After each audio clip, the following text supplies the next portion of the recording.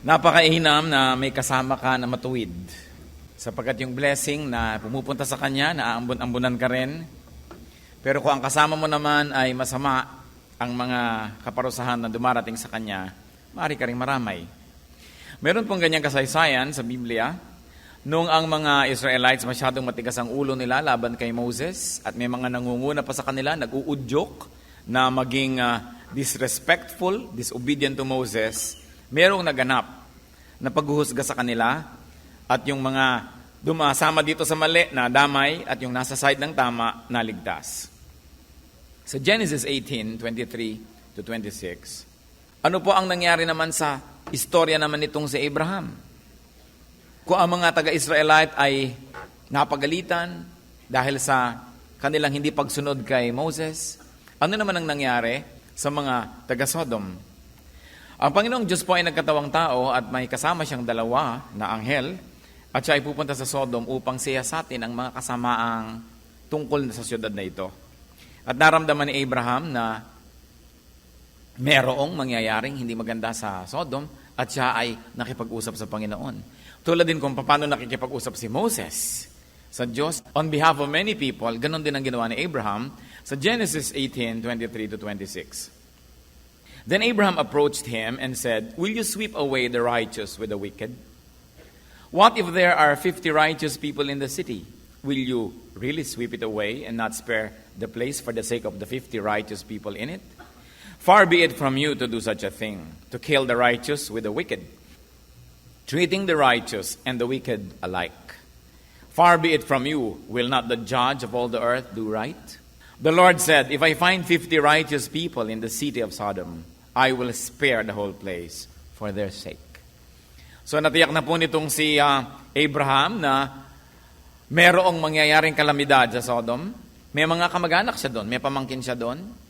At marahil dahil sa kanya na rin talagang likas na kabutihang loob, siya ay nakiusap sa Diyos alang-alang sa lungsod ng Sodom.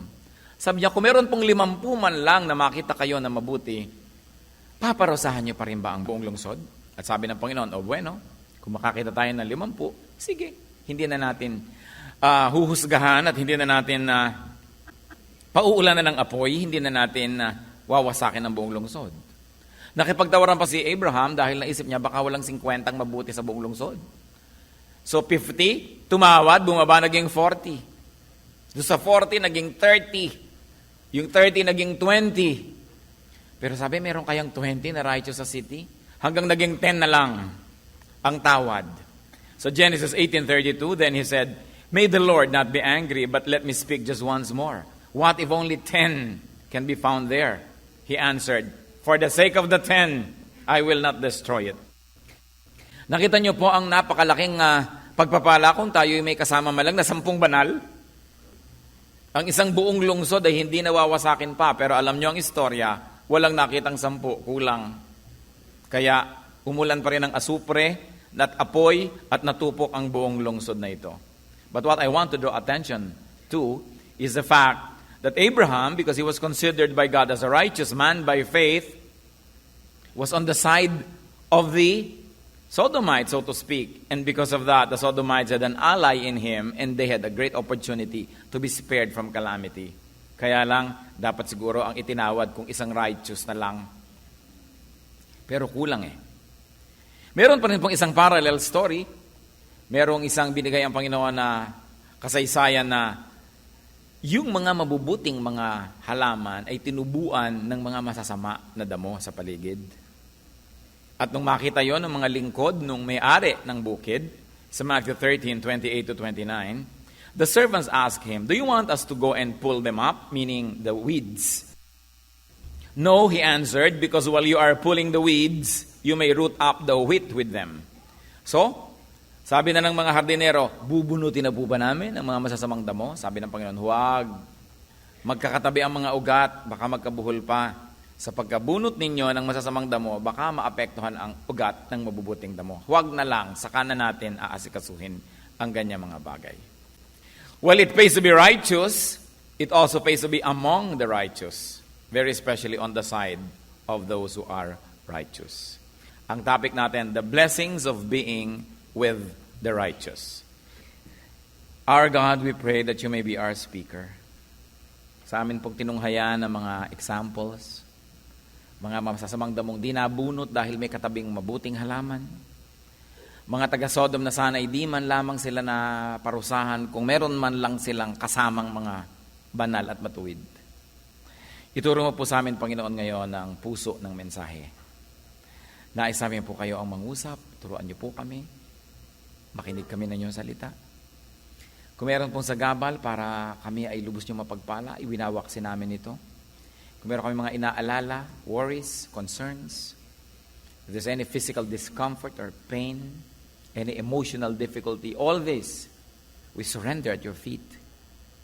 We ask you, Lord, to speak to us. At nawa kayo lang madinig namin, magbigay kami ng undivided attention to you and to your word. And may your words be medicine for us, be food, be shelter, be protection. Turuan niyo po kami, Panginoon. Mangusap po kayo. We reject all lies and falsehood, and in the name of Jesus, we ask for protection for this assembly, that you may deliver us from evil men and from evil spirits.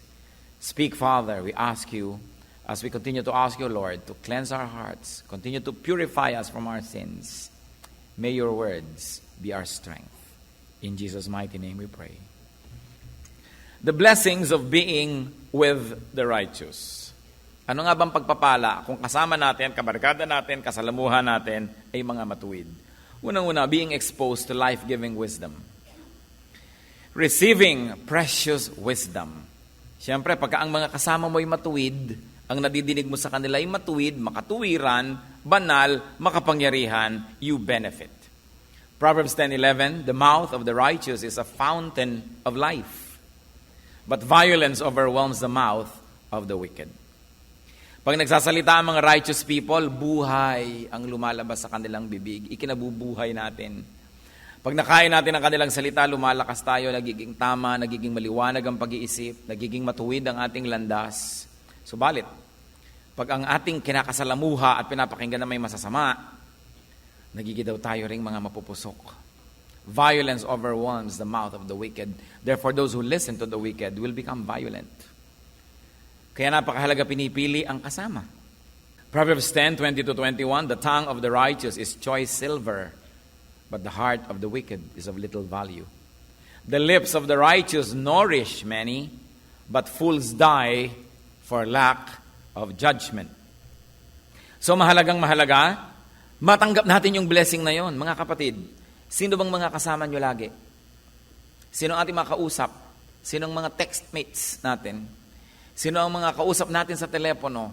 Sino ang mga kasulatan natin ng email? Sino ang lagi nating pinapakinggan? We must be blessed by being with the righteous. Yun lamang may matuwid na taong nandyan, napakalaking pagpapala na sapagkat siya dahil matuwid, pwedeng daanan ng pagpapala ng Diyos patungo sa atin. Another blessing of being with the righteous is being blessed as a group or with a group. Tulad ng halimbawa, dapat nangyari sa Sodom, kung meron man lang 10 matuwid, mabebless na yung buong lungsod. Katulad na lamang ng masasamang damo, sapagkat ang kasalamuhan nila, mabubuting damo, hindi tuloy sila binunot agad. Napagpala na rin sila. At kung pinapakain yung mabubuting halaman, napapakain na rin sila. Pag nadidilig ang mabubuting halaman, sila man ay nabibigyan na rin ng tubig. Napakaraming pagpapala kung tayo'y nakikigrupo sa mga mabubuti. Proverbs 3:33, the Lord's curse is on the house of the wicked, but He blesses the home of the righteous. Ano daw ang nando sa buong sambahayan ng mga masasama? Sumpa. Isipin ninyo na kahit medyo mabuti-buti kayo, kung yung kasama nyo sa bahay puro mga masasama, edi yung sumpa sa kanila, nadamay na rin kayo. Pero, He blesses the home of the righteous. So, lalot-lalot kung kayo yung head of the family and you are righteous, what will happen to people who belong to your family and to your household? Pati sila nabe-bless. Nakikita ninyo, pati mga tauhan, mga katulong, mga empleyado sa bahay ng isang taong pinagpapala ng Diyos, mas masarap ang kinakain nun kesa doon sa mga ibang member ng family na ang head ay hindi pinagpapala ng Diyos, gutom ang inaabot nila.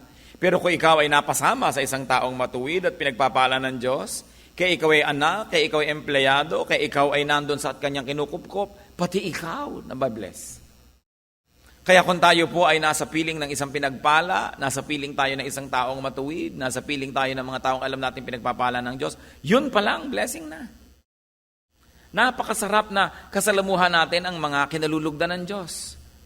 Kung sakasakaling naka-schedule na pa ng lumaglag ang eroplanong ito dahil may sumakay na kinalulugdan ng Diyos, makakarating pa muna to sa airport. Ngayon, kung bumaba na yung kinakalugdan, lilipad pa ulit, kasama ka pa, abay, nanganganib ka na nun. The blessing of being with the righteous. For the sake of the righteous, God does many wonderful things. Ganon na lang ang pabor niya na ibinibigay. Proverbs 11:10, when the righteous prosper, the city rejoices. When the wicked perish, there are shouts of joy. So, pati buong lungsod natutuwa kung merong mga mabubuting tao doon na sila ay umaasenso, nagkakaroon sila ng mga kabuhayan kasi ang lahat nabibiyayaan. Kanino ibibigay ng Diyos ang pagpapala? Di doon sa righteous, doon sa mapagbigay, doon sa mapag-share. Kasi marami nagkakaroon. Proverbs 12:7, wicked men are overthrown and are no more, but the house of the righteous stands firm. Yan ang concern po ng maraming mga magulang, mga ama, mga ina, isa't mga ate at kuya. Gusto natin mabigyan ng security ang ating mga anak, ang ating mga nakababata, mga kapatid, ang mga taong nasasakupan natin. But what better thing is there to do in providing security for your loved ones than in being righteous? Because when you are righteous, the Lord blesses your house. The Lord blesses your household. You want security for your family? There's one thing you should do. Be righteous. Sa pagkakamali ng iba, sa kagustuhan nila na mabigyan ng financial security, kung minsan ang kanilang mga anak, ang kanilang asawa, pamilya, they become corrupt. Nagnanakaw sila sa kanilang mga kumpanya, nagnanakaw sila sa kanilang mga kapwa-tao, nagnanakaw sila sa gobyerno, kung sila taga-gobyerno, kung gusto nila na bigyan ng higit sa kanilang kayang kitain ng kanilang mga anak. Pero ano ang ipinapamana nila? Kahihiyan. Insecurity dahil baka ka mabisto. Ang ibinibigay mo ay galit ng iba. At kung makalusot man sa tao, hindi makakalusot sa Diyos. Kaya ang sabi, sumpa ang naghihintay sa lahat ng members ng isang household na wicked yung kanyang leader. Kaya dapat matuwa ang mga anak o ang mga magulang nila, very honest, very straight sa buhay, kahit na hindi masyadong maraming pera, hindi maraming sobra, pero straight at maayos, godly, you know that God's favor is upon you.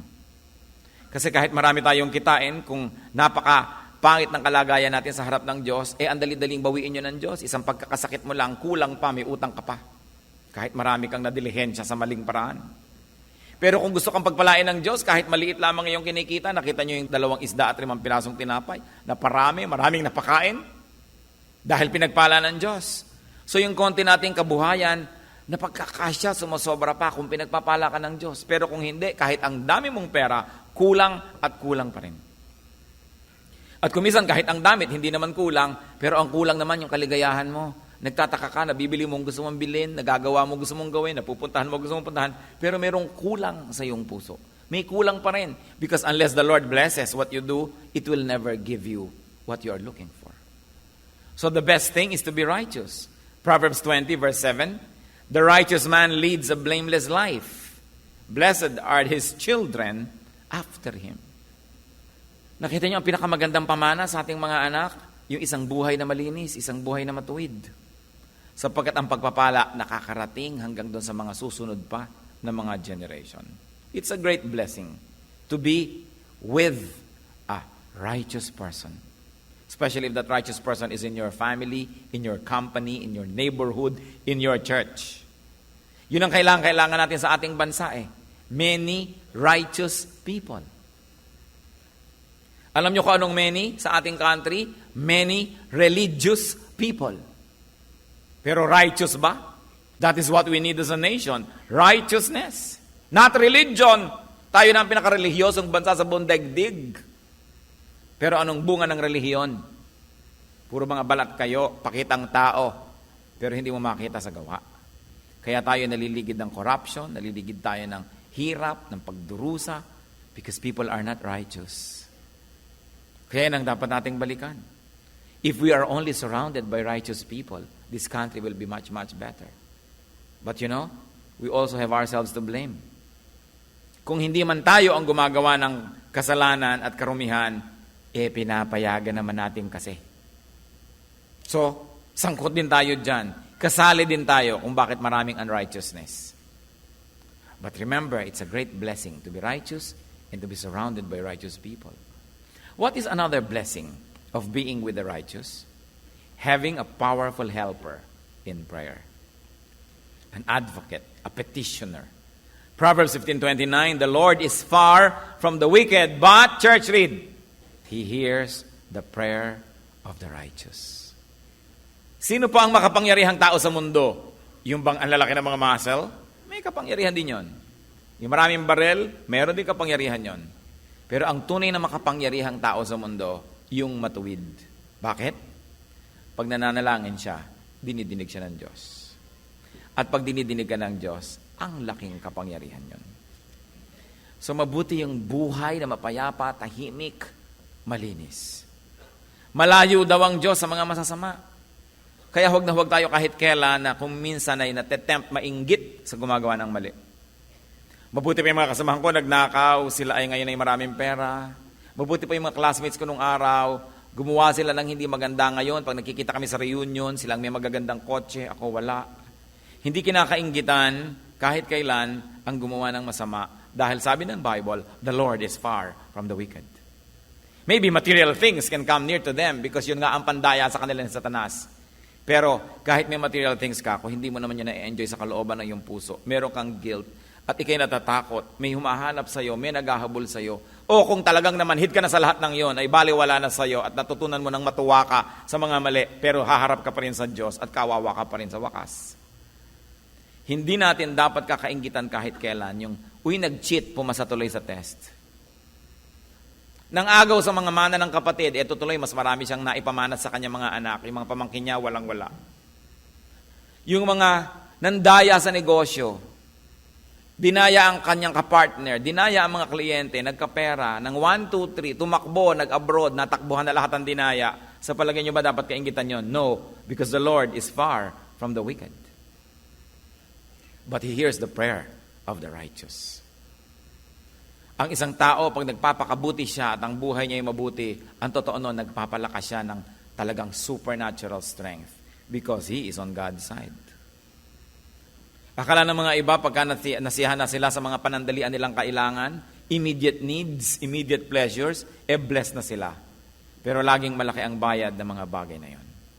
What is another blessing of being with the righteous? It is having a standard. Meron tayong sukatan. Meron tayong guro, may konsyensya, may tinig. Meron tayong pamantayan kung tayo naliligaw o hindi, naliliko ba tayo o hindi, tayo ba'y tama o mali. Kaya pati si Moses, nung matagal siyang kasama ng Diyos at kausap, pati ang mukha niya nagliwanag. At nung pumanaog siya sa kanyang camp from the mountain, natakot ang mga tao dahil nagliliwanag ang mukha niya. Exodus 34 verse 30. When Aaron and all the Israelites saw Moses, his face was radiant, and they were afraid to come near him. Alam niyo, pag nagliliwanag ang isang tao, natatakot yung mga hindi nagliliwanag dahil ibig nila sabihin, malapit yata ito sa Diyos, may ibang nangyayari sa kanya. At tayo man, mga kapatid, pag maliwanag ang buhay natin, malapit tayo sa Diyos, matuwid ang ating mga pamamaraan, yung mga hindi ganong katuwid, yung hindi ganong kaliwanag, ilag sa atin. Ilag. Yung mga naglalasingan, pagkakaharap mo, hindi mo na lumalagok. Kumisa nga, yung makakasalubong mo, pasuray-suray na lasing, tumutuwid ang lakad dahil alam niyang matinukan tao. Di ba? Pero kung alam niya ikaw isang babaeng babastusin, lalo siya nagiging lasing, bigla kang yayakapin. Yung mga naninigarilyo lang Bigla mo lang makita ang naninigarilyo, humarap sa pastor, kung pwedeng lunukin yung buong sigarilyo niya. Ayaw ipakita. Kasi yung tao na kinoconsider natin na matuwid, o siguro matuwid kesa sa atin, naiilang tayo sa ganong presensya. At mabuti yon. Kasi naaalala natin na meron tayo dapat ma-achieve sa buhay. Na ba't ba tayo naiilang? Ano bang kulang sa atin? Di dapat pagsikapan natin maging tuwid din. Dahil pare-pareho lang naman lahat ng taong pinapatawad lang ng Diyos. At pare-pareho lang lahat ng tao na tumitindig lang dahil pinagpapala ng Diyos. So maganda na merong standard. Pero kung ang kasama mo, mas masama pa kesa sa'yo, Nagmumukha tuloy na pati mga kasamaan mo, kabutihan na rin. So you begin to have an artificial sense of feeling good, of being contented. But it's good to be rattled, to be shaken, to know na tinimbang ka, ngunit kulang. Kaya pagka ikaw ay may kasamang taong matuwid, nabe-bless ka dahil, uy, bakit siya? Ay, kaya tuloy pagkakakain kayo, nakasubo ka na ng 3, magpe-pray pa pala siya. Hindi mo malulun-lulun, ang bulalo, pray ka rin. Kasi may kasama kang nagpapaalala sa iyo kung ano ba ang tama na gawin. So, imbes na layuan natin, iwasan natin yung mga mas matutuwid para lang tayo maging at ease, sikapin nating hanapin sila, sumama tayo, kahit hindi tayo lubos na at ease. Dahil pag tayo ay naging napalapit na ng napalapit sa level ng kanilang mga katuwiran at kabanalan, magiging at ease na rin tayo. It's good to be reminded. So natakot sila Aaron kay Moses dahil lumiliwanag ang kanyang itsura. Ano pa po ang blessing na may kasama mga righteous? Being grounded, being corrected. Isa sa mga pinakamagagandang blessing, yung merong nagtutuwid sa atin. Ituwid mo ang isang taong matuwid. Yung matuwid-tuwid siya, konti lang ang liko. Ituwid mo yung matuwid, tuwang-tuwa yun, nagpapasalamat sa'yo. Ituwid mo yung liko at nagagalit sa'yo. Ituwid mo ang matalino, thank you po, ang sasabihin. Ituwid mo yung talagang hindi matalino, magkakalit sa'yo. Ia-attack ka, ikikriticize ka. Kaya alam nyo, madaling malaman kung matalino ang isang tao eh. Pag siya'y pinupuna, itinutuwid, nagpapasalamat. Kumusta po kayo? Kumusta ang ating katalinuhan? Pag ba sinabi sa'yo ng asawang antabang naman ng sinigang, di ikaw magsigang? Anong tawag doon? Hindi matalino. Kasi yung matalino, thank you for reminding me. Hayaan mo, dadagdagan natin ng patis next time. Pag sinabing, alam mo, medyo magulo yata ang buhok mo, ay, thank you ha. Sige, magsusuklay ako sa bandero. Hindi yung, ikaw ang buhok mo, mas magulo pa. Alam mo, hindi matalino yung taong yon. Tanungin niyo ang katabi niyo kung matalino siya. Nagagalit ka ba pag pinupuna? Be corrected. A righteous person rebukes a brother or a sister whenever needed. That's why it is a great blessing if there's a righteous person around. Kung ang lagi nating kasama, oo ng oo, sang-ayon ng sang-ayon, payag ng payag, kahit mali na ang ginagawa natin, hindi blessing yon, sumpa yon. Kasi hindi tayo na itutuwid. 2 Timothy 4:2, preach the word. Be prepared in season and out of season. Correct, rebuke, and encourage with great patience and careful instruction. So ang bilin ni Paul kay Timothy, rebuke people if needed. It is our duty. Isa pong malaking kayamanan kung may nagtutuwid sa atin. Marami mga tao nalilihi sila ng landas. Lalo't sobra na silang mayaman, makapangyarihan o sikat. Alam niyo kung bakit sila biglang nagse-self-destruct? Because nobody corrects them anymore. And they do not accept rebuke and correction anymore. Then they begin to self-destruct. Kaya mahalaga rin yung may mga old friends ka, bago ka naging superstar, bago ka naging president o governor, bago ka naging kung ano, may mga old friends ka that you maintain your friendship who can tell you, alam mo yung ginawa mo na yan, isang malaking kabaliwan. And yet, hindi siya nangingimi, kaya niyang sabihin, at pwede kang makinig. It's a precious, precious wealth to have people who can rebuke us. Another blessing of being with the righteous is being on the safe side. When you are on the side of the righteous, you are safe. Ito mong binabanggit ko na si Moses. Ang gulo-gulo ng mga taong nililid niya. Wala naman siyang gusto kundi ikabubuti ng mga tao. Lagi na lang nagre-reklamo ang mga tao. At hindi sila nauubusan ng mga leader-leader na nagtatanim ng discontentment sa puso ng mga tao at laging gusto ay magrebelyon. Finally, may nangyari sa mga taong rebellious na ito. Ang pangalan ng leader nila si Korah. At sa number 16, 19 to 35, basahin natin. When Korah had gathered all his followers in opposition to them at the entrance of the tent of meeting, the glory of the Lord appeared to the entire assembly. The Lord said to Moses and Aaron, separate yourselves from this assembly so I can put an end to them at once. But Moses and Aaron fell face down and cried out, O God, God of the spirits of all mankind, will you be angry with the entire assembly with only one man sins? Then the Lord said to Moses, say to the assembly, move away from the tents of Korah, Dathan, and Abiram. Moses got up and went to Dathan and Abiram, and the elders of Israel followed him. He warned the assembly, move back from the tents of these wicked men. Do not touch anything belonging to them, or you will be swept away because of all their sins. So they moved away from the tents of Korah, Dathan, and Abiram. Dathan and Abiram had come out and were standing with their wives, children, and little ones at the entrances to their tents. Then Moses said, this is how you will know that the Lord has sent me to do all these things, and that it was not my idea. If these men die a natural death and experience only what usually happens to men, then the Lord has not sent me. But if the Lord brings about something totally new, and that earth opens its mouth and swallows them with everything that belongs to them, and they go down alive into the grave, then you will know that these men have treated the Lord with contempt. As soon as he finished saying all this, the ground under them split apart, and the earth opened its mouth and swallowed them, with their households and all Korah's men and all their possessions. They went down alive into the grave with everything they owned. The earth closed over them, and they perished and were gone from the community. At their cries, all the Israelites around them fled, shouting, the earth is going to swallow us too. And fire came out from the Lord and consumed the 250 men who were offering the incense. You see this great lesson. Merong lideran, nagtatayo ng rebellion against Moses. May mga sumusunod naman at may dalawang sumunod sa kanyang minor leaders. Anong sabi ng Panginoon? Ihiwalay ang mga yan at nang matapos na ang usapin na ito. At sabi ni Moses, huwag kayong lalapit sa kanilang kampo. At yung buong kampo nila, naglabasan sa kanilang tent, itong mga leader, pati mga asawa, mga mumunting anak, lahat ng kanilang mga alagang mga hayop, ang kanyang mga ari-arian, ang lahat ng mga tagasunod, anong ginawa? Bumuka ang lupa at nilulun silang lahat ng buhay at sumarang muli.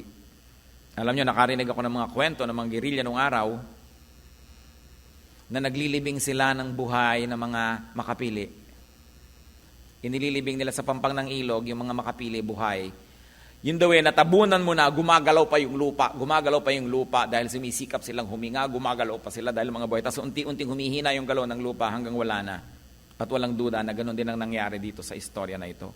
Nilulo ng lupa ang mga tao, buhay, kasama ang mga anak, mga katulong, lahat ng ari-arian, sapagkat kung ikaw nasa panig ng masama, nadadamay ka. Hindi ba ngayon din ganun?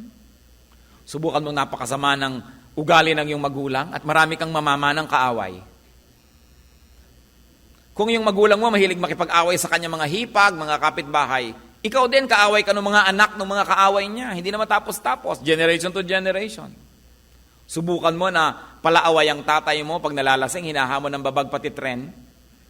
Siguradong ikaw ay masusugatan kaaawat, pati ikaw mamaya mapapaaway ka na rin. Talagang nagkakadamay-damay pag nando ka sa panig ng masama.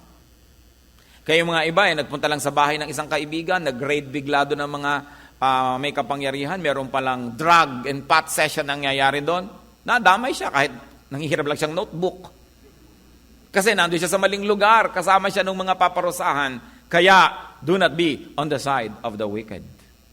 Huwag kayo nakikikampi, nakikibarkada, sumasama dahil maraming nadadamay. And of course, another blessing of being with the righteous is receiving light and salt, receiving life and flavor in life.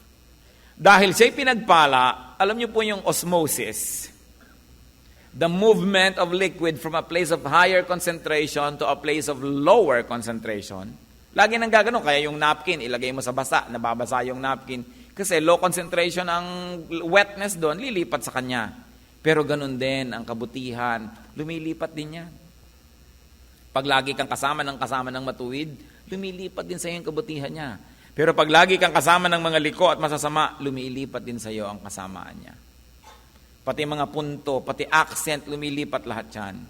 Kaya kailangan maingat tayo kung kanino nakikisalamuha.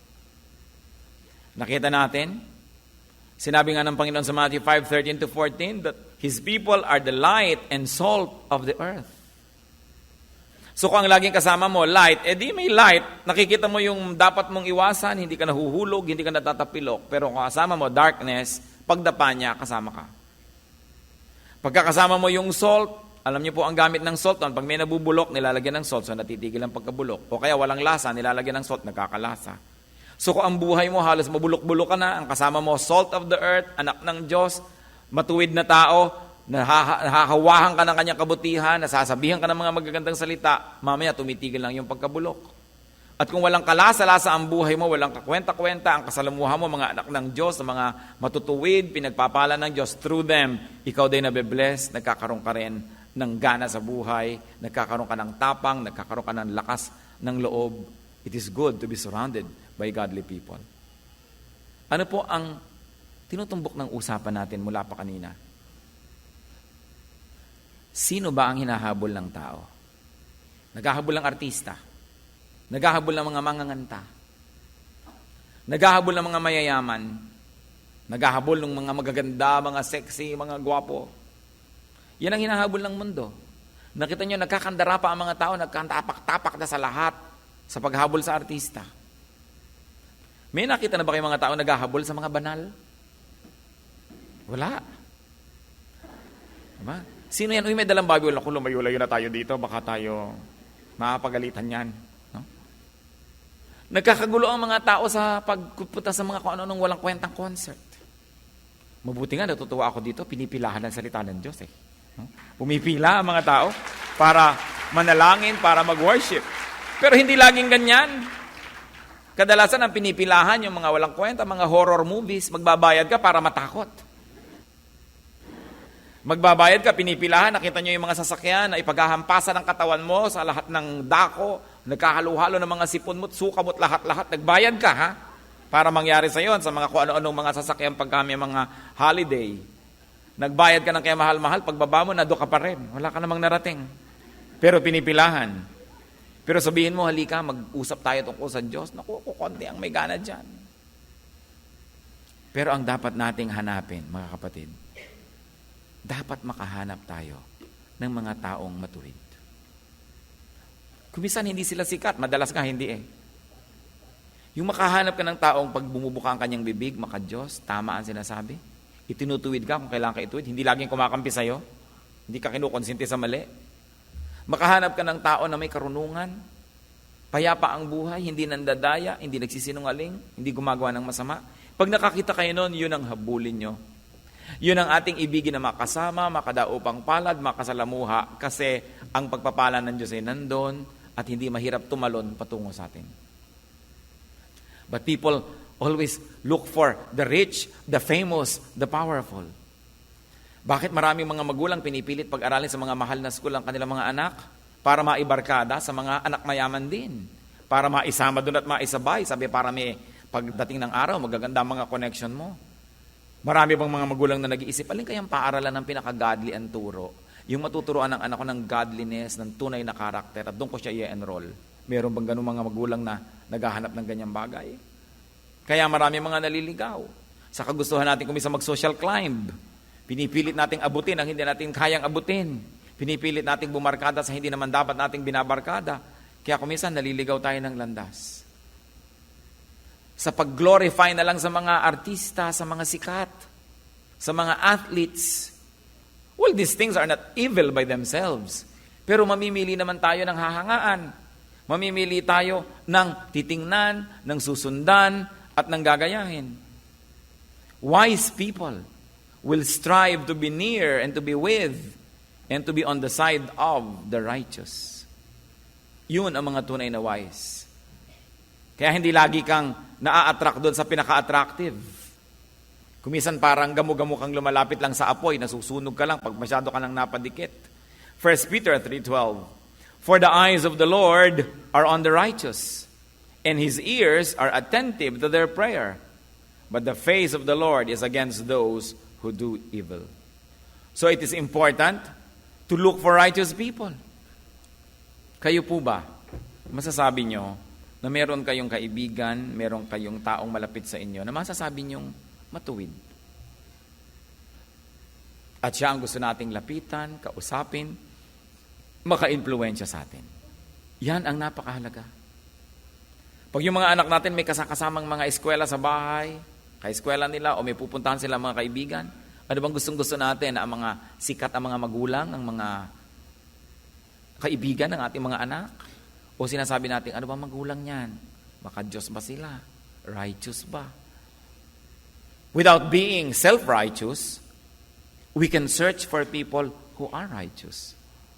Because through them, the Lord can work in us. Sikapin natin, mga kapatid, na meron tayong righteous people in our circle of friends, in our social circle. And honor them. At tayo man, sikapin din natin, for the sake of those who are with us, we should strive to be righteous. Mga ama, for the sake of your children, for them to be blessed by the Lord, even after you have gone, be righteous.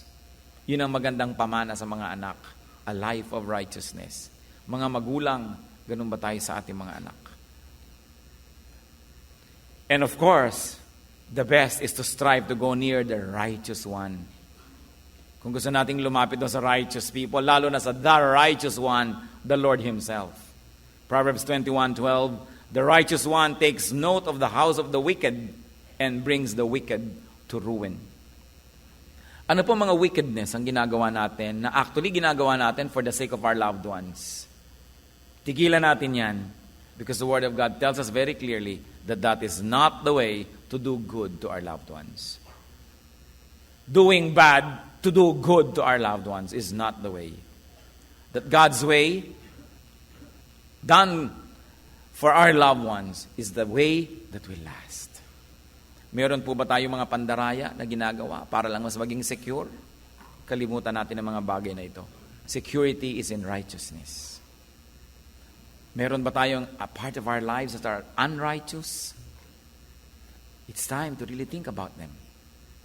Bakit po dapat natin binabalikan ito? Kasi pwede tayong malibang. Nagpupunta tayo sa church, nagsiserve tayo, nagdo-donate tayo, marami tayong ginagawa, pero possible na meron pa rin tayong iniingatan ng mga unrighteous acts, unrighteous habits and attitudes in our lives. And the Lord likes them uprooted so that we can be righteous like Him. Kasi po, any act of unrighteousness, barayan para dumaan ang blessing patungo sa ating buhay. Kaya ayaw ng Panginoon na nandyan yan.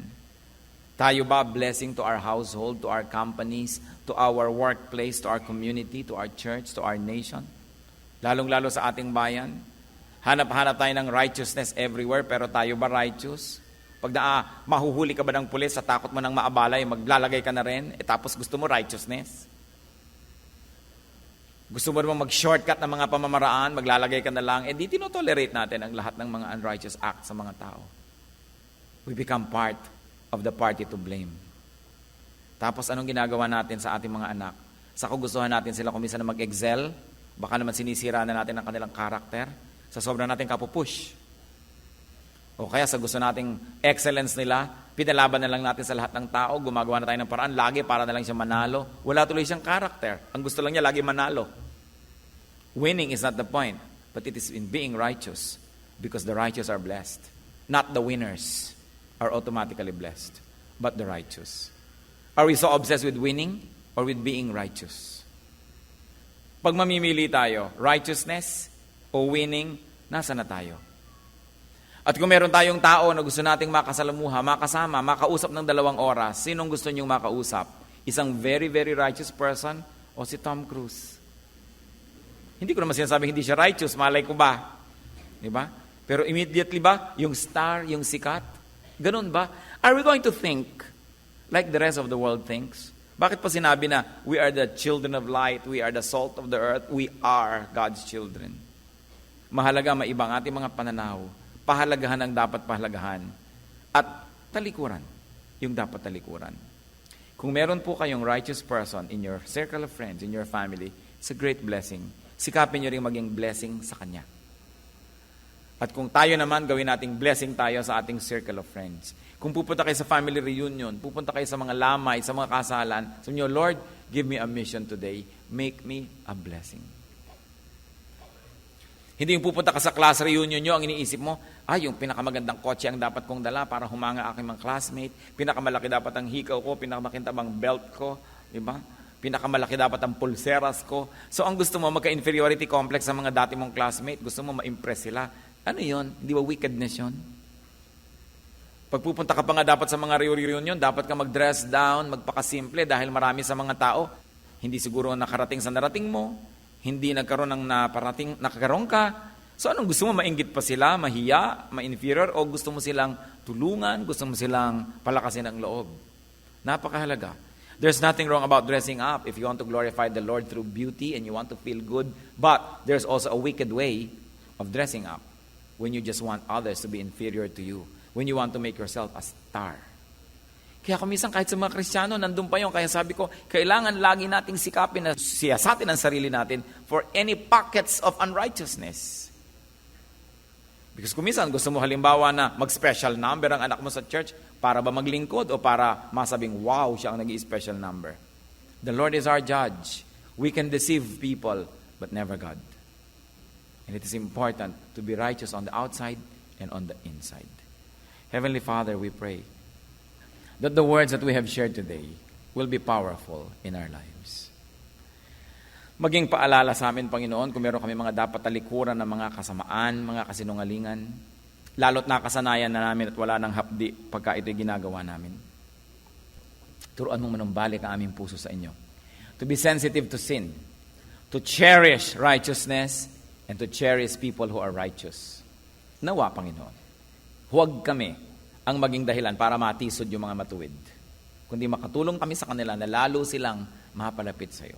At kami man, Panginoon, makita mong lumalapit sa iyo, nagiging matuwid ang aming buhay, nagiging blessing kami sa aming pamilya, sa aming mga kaibigan, sa aming church, sa aming bansa. Siyasatin mo kami, Panginoon, ngayon.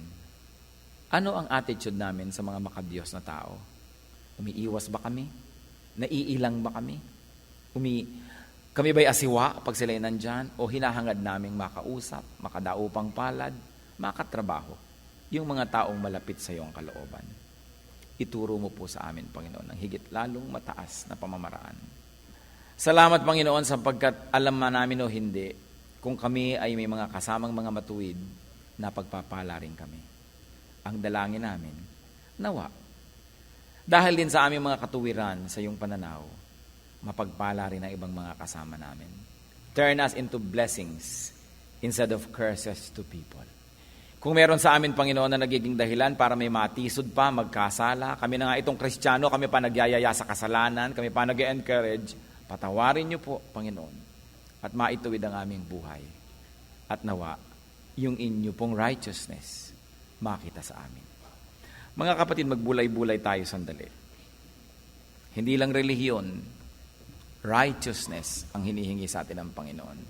Kalinisan ng puso. Disiplinadong isip na nag-uumpisa pa lang yung maruming pag-iisip ay tinatanggihan na, pinapaalis na, hindi na pinapahaba pa. Righteousness that is important to God, which may not be visible to people, but is very visible to God. Humingi tayo ng paglilinis. Humingi tayo ng pagsisiyasat. Pagpasalamat natin ang mga matuwid na taong ginagamit ng Panginoon tayo pagpalain at ialay natin ang ating sarili na maging pagpapala rin sa iba sa pamamagitan ng ating katuwiran. Be alone with the Lord for a while. Let the Spirit of the Lord minister to each one.